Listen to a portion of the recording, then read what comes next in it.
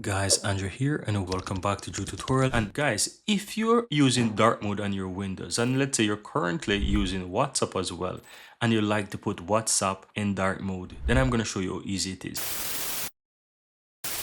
So I'm going to open up my WhatsApp and pardon, I'm going to blur out all of my private messages here. But all you have to do once you're inside WhatsApp, guys, you have to just simply click the settings on the lower left hand side. You'll find the settings gear, click on that and then click on personalization. Now from here, you can see that my WhatsApp is currently on system default and it is in dark mode because my computer itself is in dark mode. So I'm going to show you how that looks, right? So if you're on your computer, let me go ahead and show you 1 second that I have my computer in dark mode. So personalization, and then you want to simply click on colors, and then right across from the choose your mode, you will see dark mode. So that shows you that my computer is in dark mode, right? You also have custom and light mode, but that's why you can see here that within the WhatsApp that my computer is saying system default because it's pulling the dark mode from my system dark mode settings.